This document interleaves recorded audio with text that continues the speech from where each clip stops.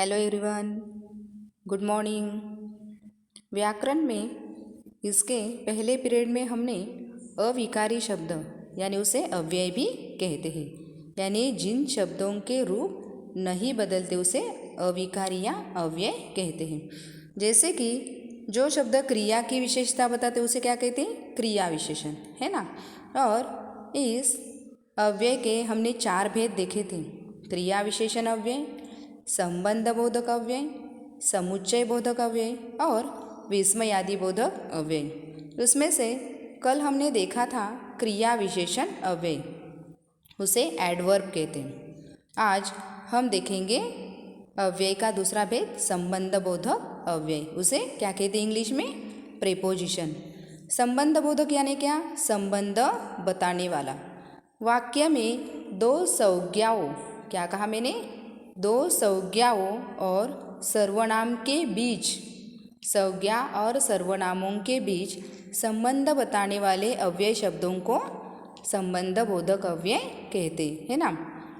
जब कोई वाक्य है तो उसमें संज्ञा और सर्वनाम के बीच संबंध बताने वाले जो शब्द वहाँ पर इस्तेमाल करते हैं उसे क्या कहते हैं? संबंध बोधक अव्यय कहते हैं। देखिए, रामलाल अमरूद के पेड़ के नीचे आराम कर रहा है।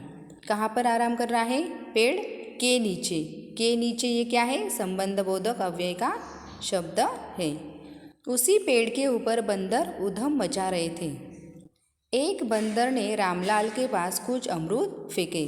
तो देखो, इन वाक्यों में के नीचे, के ऊपर, के पास, ये क्या है? अन्य शब्दों के साथ संबंध बता रहे, इसलिए ये क्या है? संबंध बोधक अव्यय के शब्द कहलाते हैं। तो देखिए, संबंध बोधक अव्यय के अगर हमें उदाहरण पहचानने हैं तो कुछ ऐसे शब्द हैं, उन शब्दों से हम पहचान सकते हैं। जैसे कि देखिए, के बाद, के साथ, के नीचे, के पीछे, की ओर, के ऊपर, के सामने, के कारण, ये क्या है? संबंध बोधक अव्यय के हम उदाहरण पहचान सकते हैं। तो कुछ वाक्य भी ऐसे हैं। देखिए, निशा की अपेक्षा नीतू ज़्यादा बुद्धिमान है। मैंने संबंध बोधक की परिभाषा आपको क्या बताई कि दो संज्ञाओं और सर्वनामों के बीच संबंध दर्शाने वाले शब्दों को क्या कहते हैं? संबंध बोधक अव्यय कहते हैं। देखिए, निशा की अपेक्षा नीतू ज़्यादा बुद्धिमान है, तो यहाँ पे क्या है?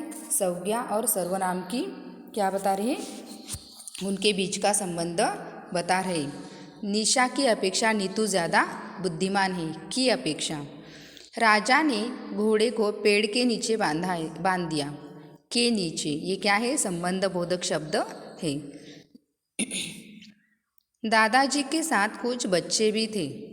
के साथ, ये क्या है? संबंध बोधक शब्द है। घर के बाहर भी सफाई रखनी चाहिए। दरवाजे के सामने कौन खड़ा है? के बाहर, के सामने, ये क्या है? संबंध बोधक शब्द है। विनायक अपने भाई के बिना नहीं रह सकता। के बिना। रिहाना के साथ सलमा भी आई थी। बच्चे छत के ऊपर बैठे हैं। बाल्टी के अंदर पानी भरा है। मंदिर के पीछे मेरा घर है। देखिए, के बिना, के साथ, के ऊपर, के अंदर, के पीछे, ये क्या है? संबंध बोधक शब्द है। इनके द्वारा हम संबंध बोधक का वाक्य पहचान सकते हैं। ये क्या कर रहे हैं कि संज्ञा और सर्वनाम के बीच क्या कर रहे हैं? संबंध बताने वाले यह शब्द है।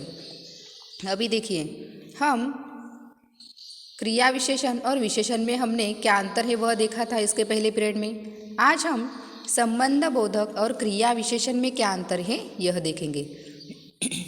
कई शब्द ऐसे हैं जो क्रिया विशेषण और संबंध बोधक दोनों में क्या होते हैं? प्रयोग होते हैं। जैसे कि यहाँ, वहाँ, अंदर, पहले आदि, यह शब्द जब इनका प्रयोग संज्ञा या सर्वनाम के साथ होता है, इनका प्रयोग सर्वनाम और संज्ञा के साथ होता है, तब यह क्या है?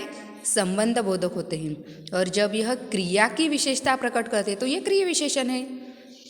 जैसे कि देखिए, अंदर जाओ, जाने की क्रिया है। कहाँ पर? अंदर जाने की। ये क्या है? क्रिया विशेषण का उदाहरण है। घर के अंदर जाओ, के अंदर, ये क्या है? संज्ञा और सर्वनाम के बीच क्या करें, संबंध बताने वाले शब्द, इसलिए क्या है, संबंध बोधक का उदाहरण है। मोहन यहाँ रहता है, यहाँ ये क्या है, क्रिया की विशेषता बता रहा है, और मैं अपनी चाची के यहाँ रहता हूँ, तो ये क्या है, संबंध बोधक का उदाहरण है। इसलिए संबंध बोधक अव्यय यह अच्छे से समझ लीजिए। थैंक यू वेरी मच, और अपनी नोटबुक में लिख लीजिए।